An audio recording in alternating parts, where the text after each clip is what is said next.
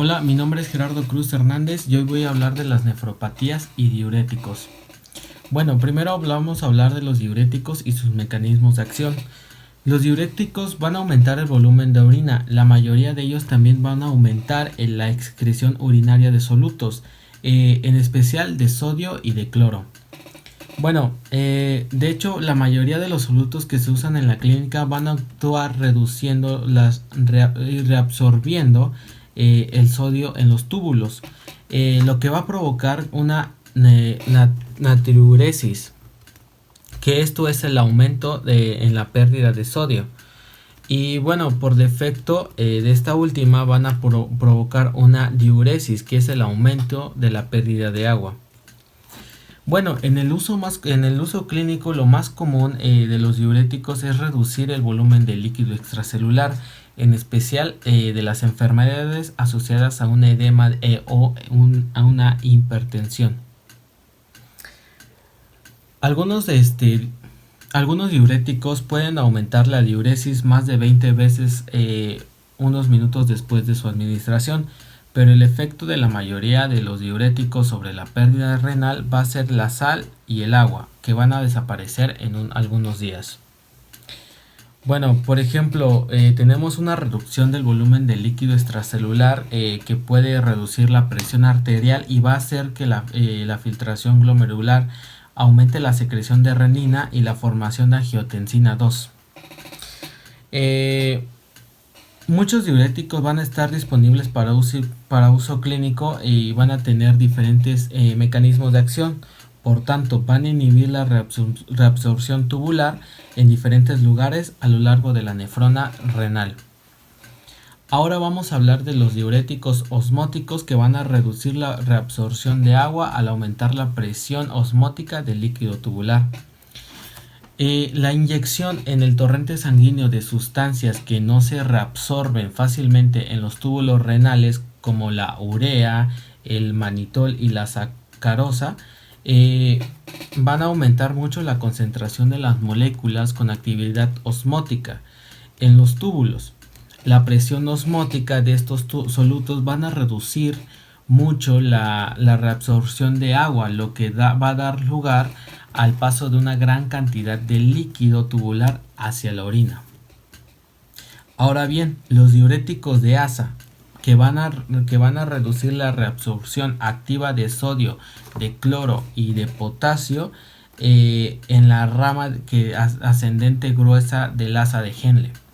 La furosemida, el ácido etacrínico y la bumetanida van a ser poderosos diuréticos que van a reducir literalmente la absorción activa de la rama ascendente gruesa del asa de Henle.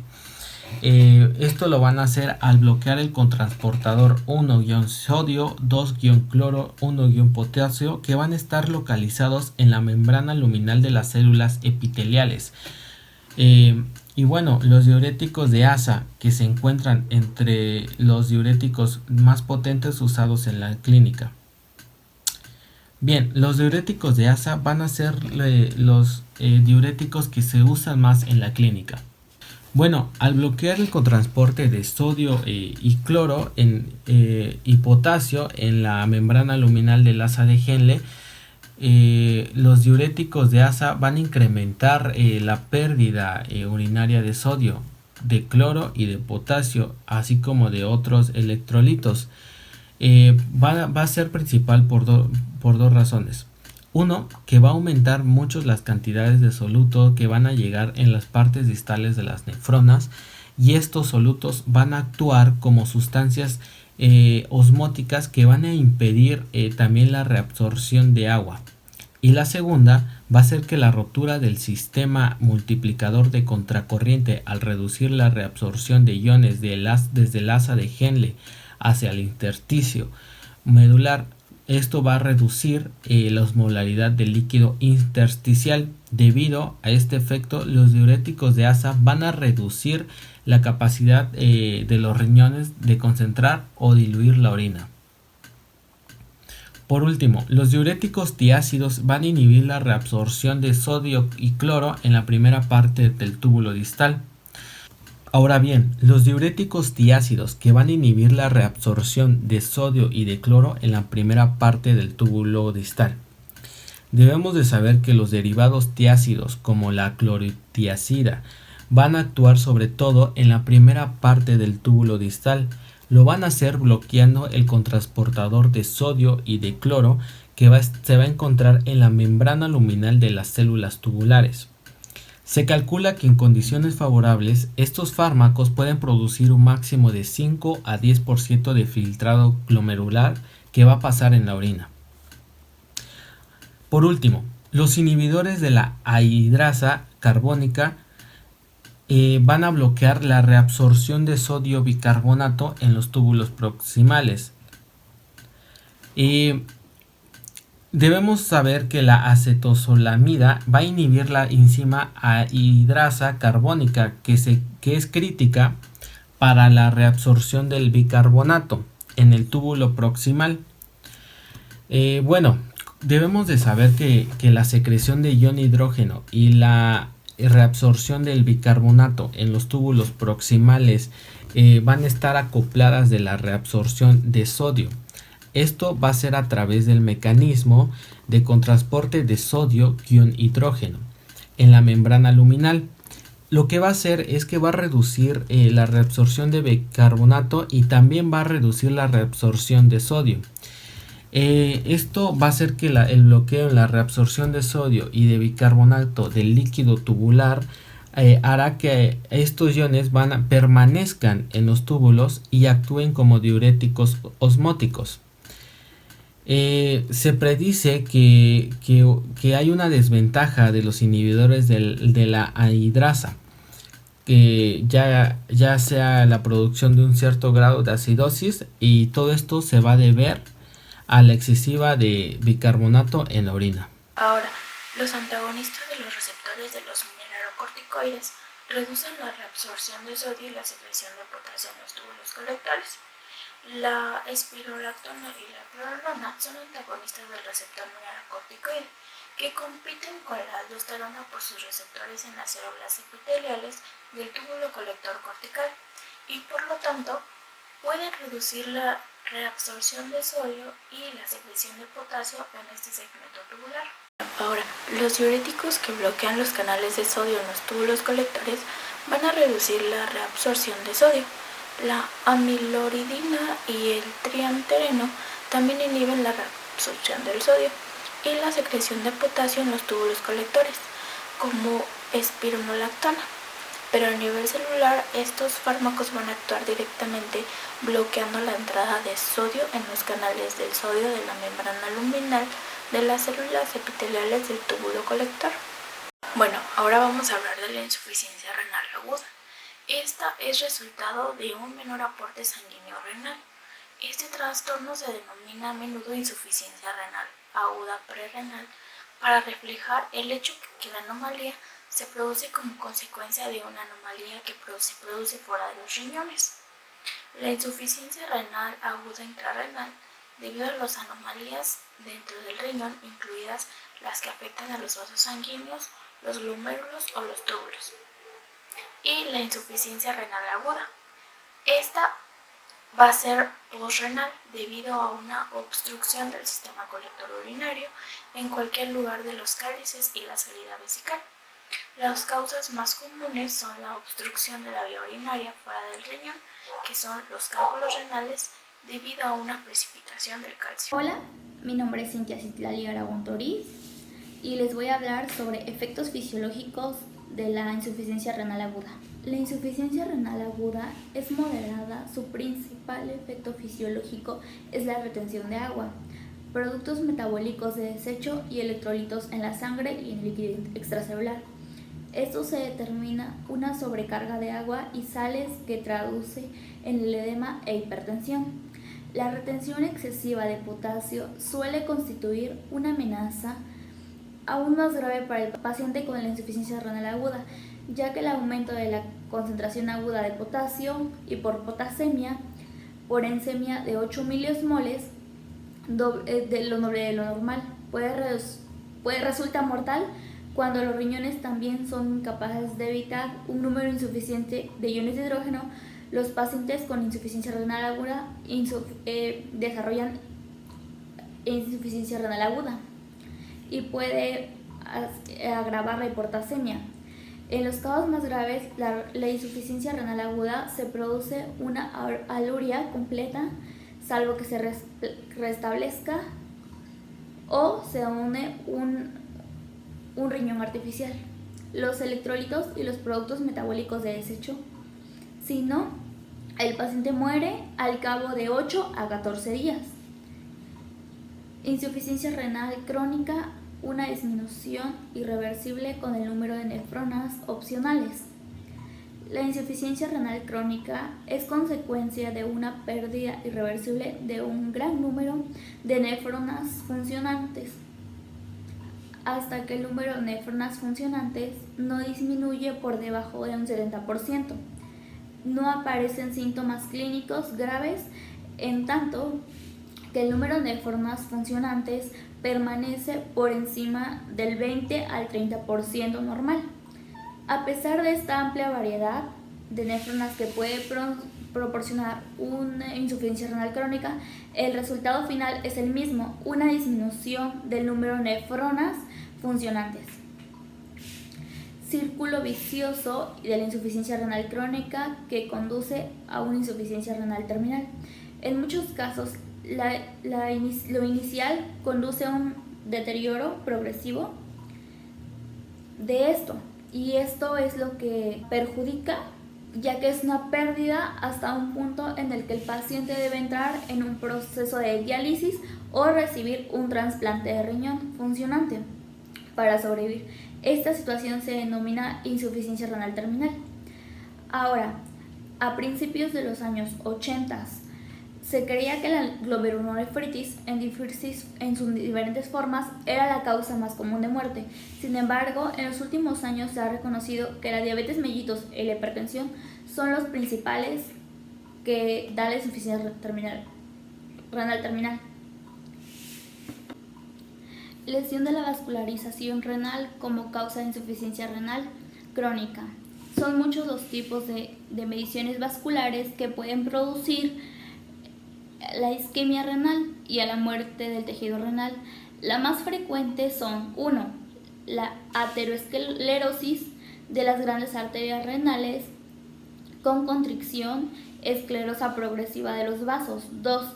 La hiperplasia fibromuscular de una o más de las grandes arterias que también da lugar a los vasos. Y 3.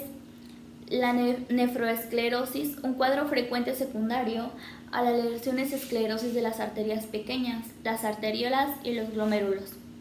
La nefroesclerosis benigna, la forma más frecuente, es la enfermedad renal. Afecta, al menos en alguna medida, alrededor de los 70% que mueren después de los 60 años. Este tipo de lesión vascular afecta a las arterias interlobulillares más pequeñas y a las arteriolas más pequeñas eferentes del riñón. Comienza con la salida del plasma y afecta a los vasos también, y así se forman los vasos fibronoides de las capas medias, que van seguidos del engrosamiento progresivo de la pared vascular y que va comprimiendo en algunos casos o ocluyendo la luz. Cuando los glomérulos se esclerosan, se le conoce como glomerulonefritis. La nefroesclerosis y la glomerulonefritis afectan en alguna medida a todas las personas a partir de los 40 años. Esta pérdida de glomérulos y esta pérdida se refleja en la disminución progresiva tanto el flujo sanguíneo renal como la TFG. La frecuencia de la nefroesclerosis y la glomeruloesclerosis aumenta mucho cuando concurren hipertensión, diabetes mellitus o juntas. Ya se ha mencionado que estas son las dos principales causas de la insuficiencia renal. Mi nombre es Nancy Berenice Rodríguez Ruiz y yo les voy a hablar sobre la lesión de los glomérulos como la causa de insuficiencia renal crónica, glomerulonefritis. Bueno, la glomerulonefritis crónica puede deberse a varias enfermedades que producen la inflamación y la lesión de las asas capilares de los glomérulos renales. Esta glomerulonefritis crónica es una enfermedad lentamente progresiva que lleva a menudo a la insuficiencia renal irreversible. Puede ser una nefropatía primaria tras una glomerulonefritis aguda o una secundaria a una enfermedad sistémica como el lupus eritematoso. En la mayoría de los casos, la glomerulonefritis crónica comienza con la acumulación de complejos antígeno-anticuerpo precipitados en la membrana glomerular. Ahora voy a hablar sobre la lesión del intersticio renal como causa de insuficiencia renal crónica, nefritis intersticial. Las enfermedades primarias o secundarias del intersticio renal se denominan nefritis intersticial. Pueden deberse en general a las lesiones vasculares, glomerulares o tubulares que destruyen las nefronas individuales o pueden construir en una lesión primaria del intersticio renal por tóxicos, fármacos o infecciones bacterianas.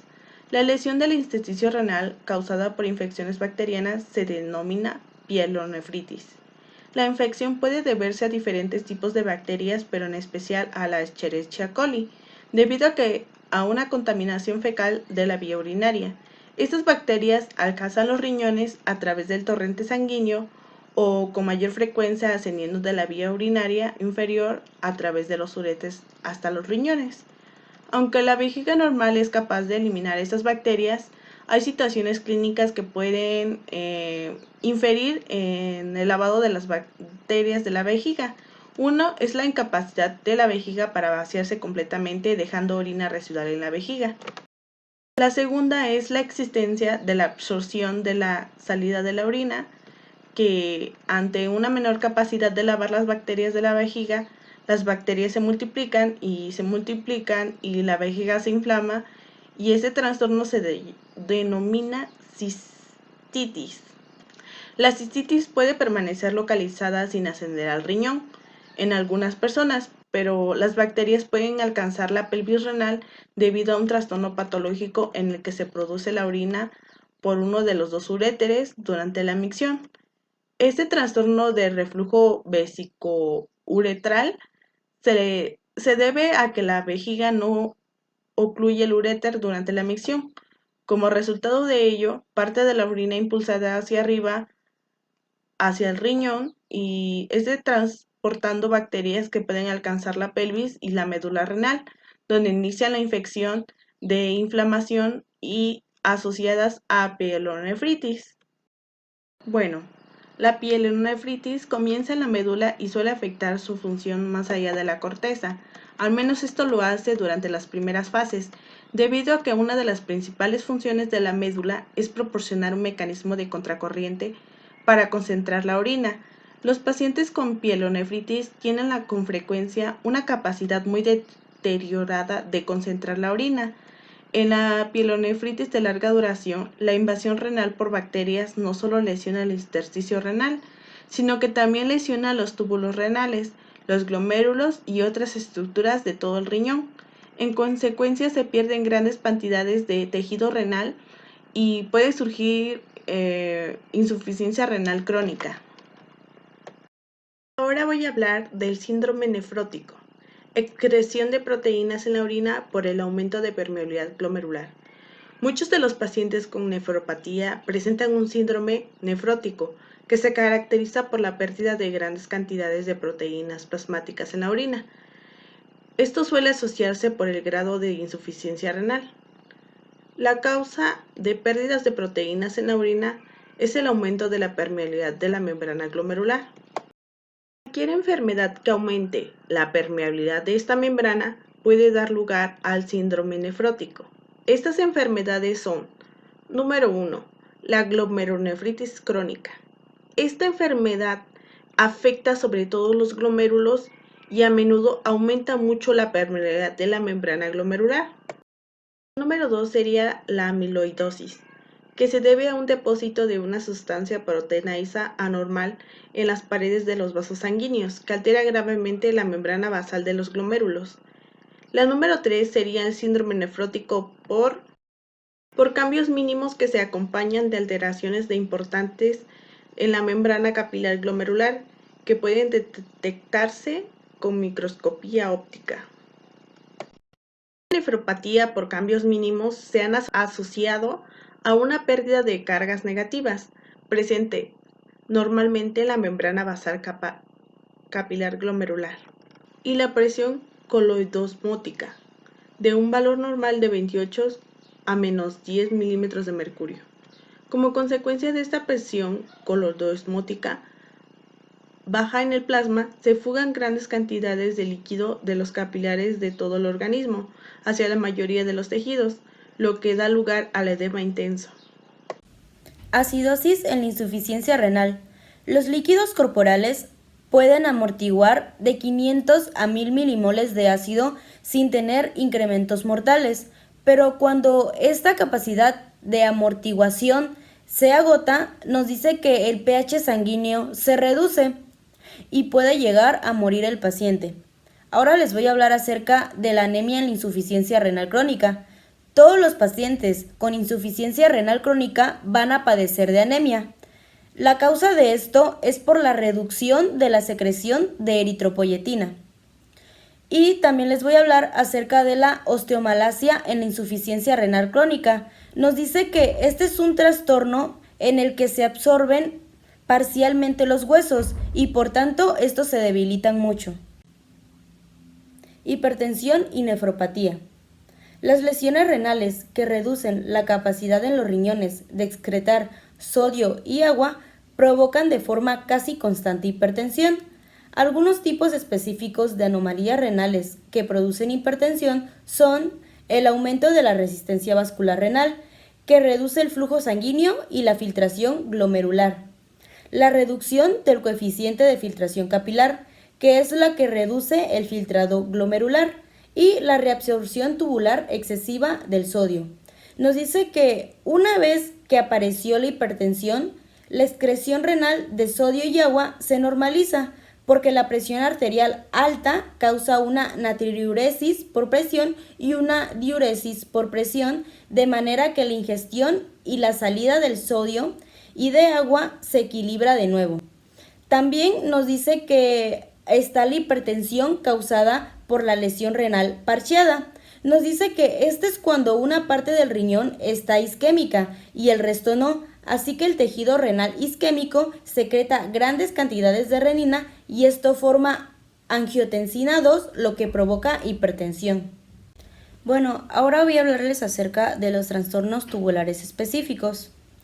La glucosuria nos dice que es donde los riñones son incapaces de reabsorber la glucosa. La aminociaduria es donde los riñones son incapaces de reabsorber los aminoácidos. La hiposfosfatemia renal es donde los riñones son incapaces de reabsorber fosfato. Nos dice que este trastorno no suele provocar anomalías inmediatas, porque la concentración de fosfato en el líquido extracelular puede variar ampliamente. En la acidosis tubular renal, los riñones son incapaces de secretar iones de hidrógeno. Como resultado, se pierden continuamente grandes cantidades de bicarbonato de sodio. Y la diabetes insípida nefrógena nos dice que aquí los riñones son incapaces de responder a la hormona antidiurética. También voy a hablarles acerca del síndrome de Fanconi. Nos dice que este síndrome suele asociarse a la mayor excreción urinaria de casi todos los aminoácidos, glucosa y fosfato. Y también voy a hablarles acerca del síndrome de Liddle, que es un trastorno autosómico dominante que produce varias mutaciones en el canal de sodio epitelial. Principios básicos de la diálisis. El principio básico del riñón artificial es hacer pasar la sangre a través de conductos muy pequeños rodeados de una membrana. Nos dice que al otro lado de la membrana se encontrará el líquido dializador, en el que pasan mediante difusión las sustancias no deseadas de la sangre. Bueno, ahora como podemos observar en esta figura, se muestran los componentes de un tipo de riñón artificial en el que la sangre fluye continuamente por dos membranas finas de celofán y fuera de esta membrana se encontrará el líquido dializador.